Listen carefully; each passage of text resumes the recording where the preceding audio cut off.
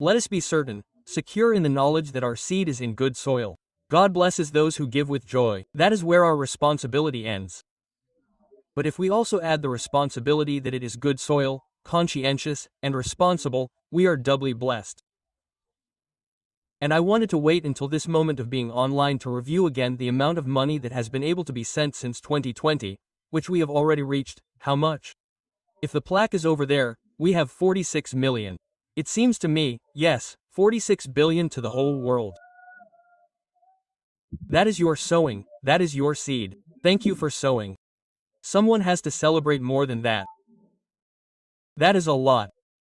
I think most of us, if not all of us, have never seen $46 million together. But this was 2020 when there was no money, when we could barely sustain ourselves for 2 months, a month and a half to be exact, with the building closed, when the quarantine and the pandemic began, and it occurred to us that it was a fallacy to hold out for a month and a half. When I say holding out, I meant, we hadn't paid for this building yet, now it's completely paid off. Imagine that we're not going to be sending money to the world if the building isn't paid off, it's completely paid off. But back then, we hadn't finished paying the bank for the sand.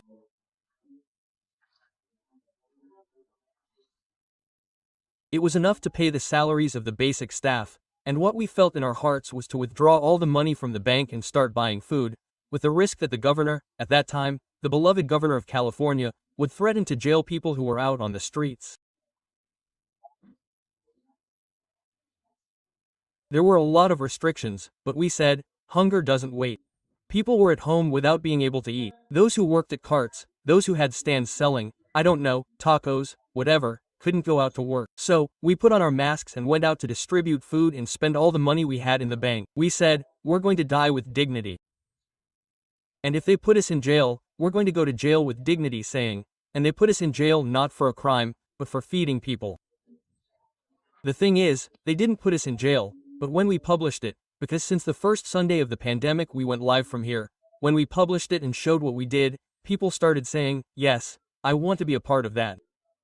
And offerings started coming from all over the world. So, when more money came in, we were tempted. What if we save now? But we said, no, because as long as there are empty vessels there will be oil. So no, let's not save, let's not save. And this was until today. We don't save money. What comes in goes out. The result is $46 million in less than 5 years. God is faithful, right? God is faithful.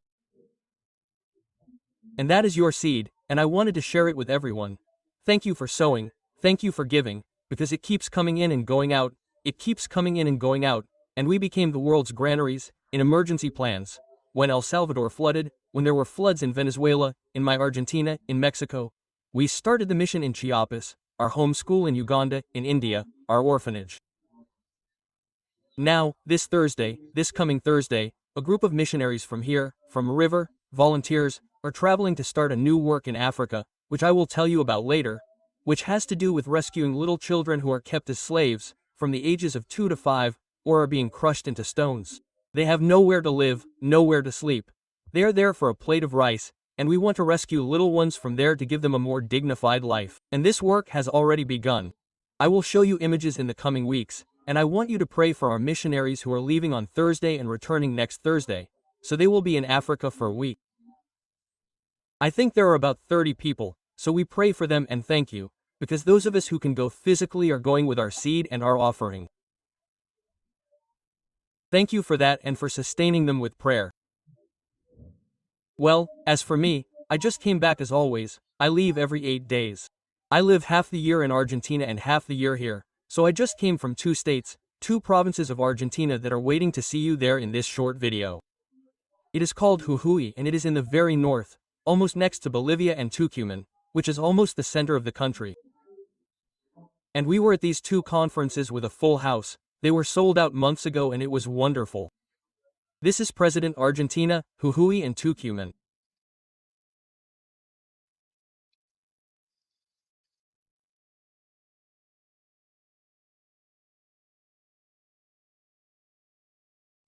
Here with friends and family, impressive expectations and very happy. We come from General Wem in the province of Santa. I'm from La Puna, I come from Warampa. It's on the border with Bolivia. We always see each other every Sunday here from Jujuy.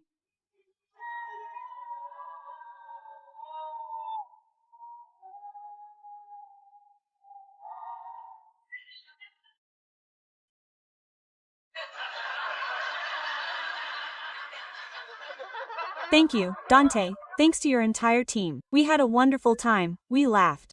Thank you very much to everyone.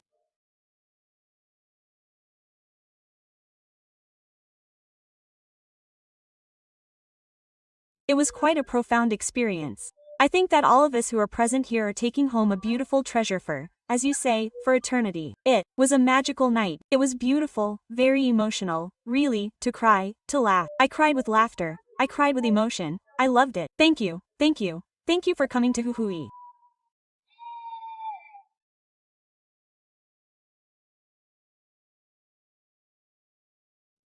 Totally grateful that we have you here in Tucumán. Happy to be here. Very happy. So with many expectations, Dante, no.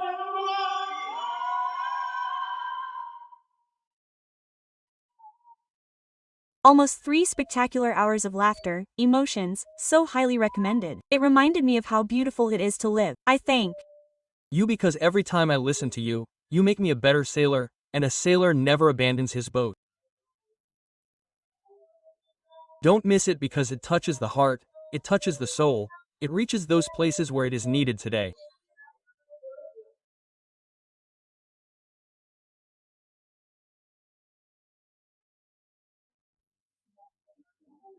Thanks to Juju and Tucumán, to the governors who I never arrive in a hurry, so I never have time to attend to you or hold official events, but even so, my Tucumán, thanks to the province that, declared me an illustrious citizen, I have the keys to the city, they give them to me and then they change the lock, of course. But thank you, thank you. We send greetings to everyone for their kindness, for their generosity, for being good hosts and well, in 8 days of a week I will be in Salta and Santiago del Estero, which are 2 other beautiful provinces of my Argentina. But now we are here in California, in Anaheim, on Broadway Street, so that God may speak to us, bless us. Thank you for lending me your ears. Those who have cell phones, we'll put them on airplane mode, so there's no distraction, especially those that have a ringtone where Michael Jackson is singing and distracts everyone. Those who have little ones and get fussy, there's the family theater, the nursery, so you can have your babies there, so you can be with your little ones. This is the nursery, watch the service on the screen. If you're not familiar with it, the family theater is here in the back. There's a big screen, as you can see, the kids play, they challenge each other, and you watch the service, so you're not distracted, and we don't distract the rest of you, and we can pay attention to what God is speaking to us. Are we ready? Very good. I'm going to tell you what I think God told me to tell you.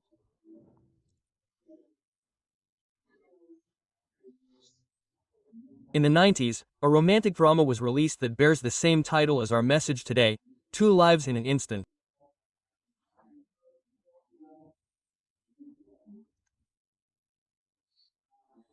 The main character is a girl named Helen, who is basically fired from her job, right? Overwhelmed and sad, she heads to her boyfriend's house to seek support and upon arriving discovers that Jerry, her boyfriend, is having an affair. She catches him in bed with another woman and from that moment on, she makes some radical decisions. To tell the truth, it's a fairly predictable script. It's a film very similar to any other in this genre. The girl suffers a bitter disappointment, then finds her true love. First she finds herself, then true love, and lives happily ever after.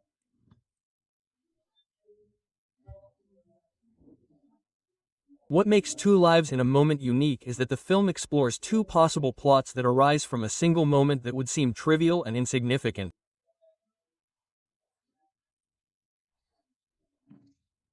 Whether Helen gets on a train or not. 1 or 2 different stories, 2 different endings depend on that. A moment after Helen misses the train, the film goes back 10 seconds and imagines what would have happened if she had caught that same train, right? From that point on, 2 alternate realities unfold in parallel. To put it simply, in one of the possible realities, after missing the train, Helen arrives late at her boyfriend's house and never discovers that he is unfaithful. That's one of the stories. After arriving late, after missing the train, she doesn't discover that Jerry is unfaithful to her. She doesn't know. The girl who was having the affair leaves before she arrives. From that moment on, the girl's life is gloomy, somber, and sad, working 2 jobs at the same time and naively unaware that her boyfriend is cheating on her. She doesn't realize that this is going to be her life for the rest of her existence. In the other alternate reality, when she actually gets on the train, Helen arrives home, finds Jerry in bed with another woman, leaves him, changes her look, cuts her hair, because apparently that's what all women do when they break up. She changes her hair, cuts her look, does something she never dared to do before, and leaves in search of a better and happier future.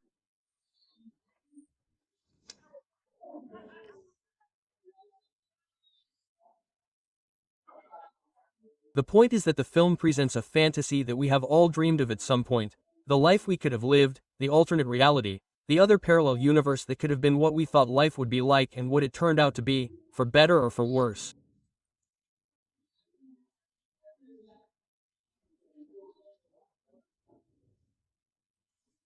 So, at some point in our lives we ask ourselves, what would have happened if I had made a different decision? And from that question, by the butterfly effect, as scientists say, that the flapping of a butterfly's wings here at this end of the world can unleash a hurricane at the other pole. From that moment on, our imagination represents a variety of hypothetical scenarios. What if I had gone to another university, and if I had followed another career, and if I had chosen another profession, another trade? Today I would dedicate myself to something else. As I always say, the plumber regrets not having gone to medical school and the doctor regrets not having been a plumber, which he liked more than medicine, but he did it for his parents, for whatever reason. And if my parents hadn't moved to another city or country, if when I was little I hadn't had to follow my family, I wouldn't be here today. And if I had been born in another country, and if I had been born in another state and my nationality was different? So, these questions still haunt us since we were children, when we're having dessert at a restaurant, where we wonder what would have happened if instead of choosing ice cream we had eaten flan, right? One says, what if I had eaten the other thing? But when life disappoints us, the questions tend to be more serious and arise from the longing for a life we didn't have. What would have happened if I had chosen a partner who wouldn't cheat on me? If I had realized that this man was a potential abuser, what would have happened if I had married the other guy instead of this one? And if I hadn't lost my temper that fateful day? There are many people who are now in prison, not necessarily for a life of crime, but for 2 or 3 minutes in which they lost their temper. People who, in traffic, after a bad day, a straw broke the camel's back, a honk, an extra horn, they came down with a stick and smashed the other driver's head in. 20, 30 years in prison, for 2 or 3 minutes that they could rewind, that determined their future forever. They say, if I hadn't lost my tribe and if when the traffic light changed I had taken it and left, why did I have to go down to fight? What if I were married now? Others ask, what if the pregnancy had gone to term, would I have a child by this age? How old would I be? Quote, what if the car hadn't veered off the road and my family wouldn't be broken or fragmented? What if the test results had been different? What if mom or dad were still alive and here? These questions always lead to the nagging thought. If only one thing, one tiny detail in my path had been different, my life, of course, would have been radically different. It doesn't matter if we feel remorse for a past failure or dream of a different present, but alternate universes are always born out of the dissatisfaction with our present life. We say, I'm living this way back then because I didn't take that fork in the road, I didn't turn the bend in the road, or I kept going because I did turn. They may be after us. Our mistakes and that painful past that we sometimes can't leave behind, but we all have memories that we're not proud of. All of us. Ways of being, inconsistencies, and cracks in our character. All of us, we didn't necessarily have to have gone through a murder, or hit someone in the head, to not feel proud of what we did. Harsh words that we wish we could take back. Hence the great remorse. How I wish I had the youth of my 20s, but the head I have now, right? How I wish I had the body of my 30s, but the wisdom I have now at 60. Others say, broken relationships that we would have handled differently, that we would handle differently today. We learn to keep quiet more, we learn to tolerate, to choose our battles. When a young person wants to fight with everything and everyone, against the entire system, and you complain about everything, and you realize that there are battles that you have to choose, that there are times when it's not even worth arguing with fools, because they are not interested in our opinion, they are only interested in contradicting us. They are not listening to the echo of our voice.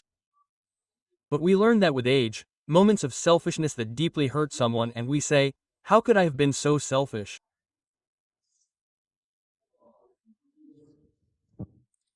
So we all have those regrets deep in our hearts that unconsciously end up influencing our current behavior.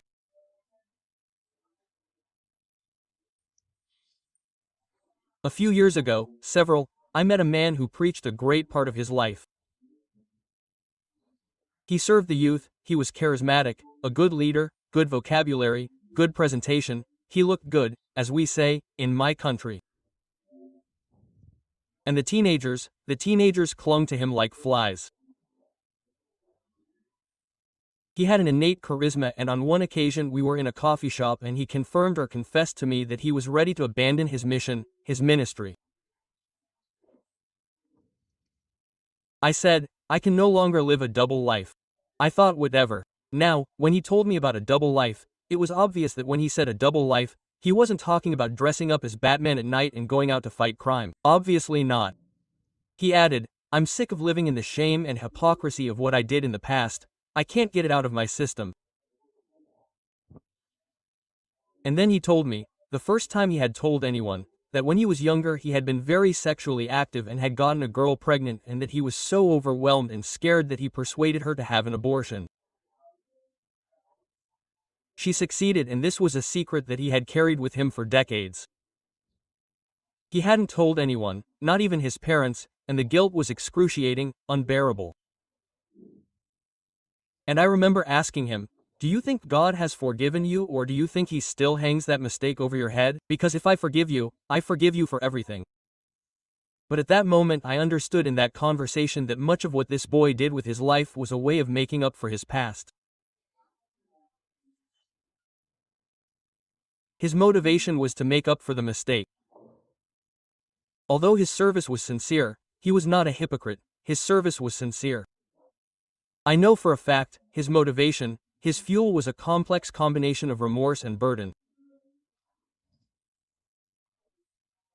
He thought, if I help some young people avoid the mistakes that I made, maybe I can get rid of my own guilt and shame. In other words, he was fulfilling a self-imposed sentence. But when God forgives. He does not impose a sentence on you to fulfill. There are no penances from God. Penances come from organized religion, not from divine grace. There are no penances. It is grace that frees us from all guilt and takes away all pain and everything that we have done in the past. He had penance, or he had imposed it on himself, and for that reason it seemed that the man never rested. Nothing he did was enough to try to balance his remorse. And although he was a Christian, his own inner voice condemned him. It was like he heard a voice telling him, you didn't just take a baby's life, you ruined a young girl's life, and even now you can't help other young people from doing the same. He felt excruciating guilt. Even when someone in his group made a mistake or got a girl like him pregnant or had an abortion, he felt like he had failed again. So the burden of guilt and remorse was too heavy. So that's why he wanted to give it all up. He said, "I can't do this anymore. I'm a hypocrite." And so when we were talking, the conversation ended well, fortunately, and by God's providence, he didn't abandon me. But when we were talking, it was the first time that I realized that I also carried my own judgments, self-imposed judgments. Many of my regrets had shaped my ministry, many things in my leadership, even the way I related to others. The driving force was remorse in my home. Remorse may be an appropriate motivator that leads us to repentance. First remorse and then poof, our knees buckle and we repent. But remorse is a terrible motivator that is never satisfied when it comes to good works. We never balance it out. It's like wanting to quench our thirst with salt water. When we serve God or serve people, form relationships, even have children out of remorse, we are going to end up burned out, stressed out, because we will never know when enough is enough. It's a guilt that is never paid. It is a mortgage that is never paid off because it is an emotional mortgage, an emotional mortgage. There is no exchange rate, no negotiation point that can calculate how much service to God is enough to pay for our mistakes. That is legalism par excellence. Legalism comes from guilt. I feel so guilty about what I did that I have to pay for it with good works. And in the middle of it all, the Lord tells us, "Yes, but your sins were forgiven." Hey, I forgave you on the cross for the sins that you did, for what you are doing and for what you were going to do, but we don't understand it when guilt whispers to us, "No, no, no, no, no. The blood is not going to cleanse you. What you did is too ugly and you have to compensate for it by doing for God instead of being with God." That is seeing life in a karma way, that everything is karma, that everything has to be paid for. I believe in the law of sowing and reaping, but I also believe that sin is dealt with in the blood of Christ, sin that disappears forever from our lives and from heaven.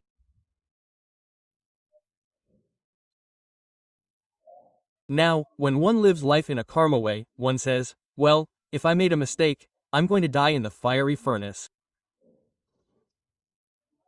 And when life gets difficult, tough, like it does for everyone, we tend to think that this is God's retribution for our past sins. Even when our children make mistakes, deep down we say, "Well, he doesn't know, but God knows that I was worse than he was when I was young." And so we get on that treadmill, right? That doesn't take us anywhere, but that whispers to us daily, God is not going to bless you until you make up for all the bad things you've done in life. And how much compensation is needed for us to feel free? There's not that much compensation. That's why the Pharisees kept 613 laws and still failed to please God. But sometimes we try to prove that we are worthy of the blessing by our own willpower, and that is exhausting. Proving to God that we are worthy of salvation is exhausting, because we are not worthy of salvation. We were born, we were created in sin, procreated in sin, and by divine grace and mercy we are here. Let's not forget that. It is grace that sustains us, grace that brings us here, and grace that takes us to heaven. Right or wrong? But sometimes we conclude that our mistakes define us forever and that our only hope, what is it? To never fail again. My only hope that God will love me is that I never fail again. Imagine if that is the parameter we feel when we fail again. Then, this can trigger something even worse. Passivity, giving up like my friend. "No, I'm not going to fight anymore," he told me. I got tired of being a hypocrite. If he hadn't talked to me and had talked to someone else, perhaps I would have told him, "That's right, stop serving God, stop touching holy things, and fix your life." And in that life arrangement, he never returns, because he can't fix his life alone. So, that passivity is seen when there are moms and dads who don't assume the responsibility of disciplining their children because of their failed marriages. When there are people who get divorced, they carry the guilt of the divorce. So, when it's their turn to be with their children, the week that it's their turn, they shower them with gifts, nice little things, they indulge them in everything, but because of the guilt, they think that since they made mistakes, they don't have the authority to teach their children integrity. They say, "What am I going to tell my children if my son knows that I failed?"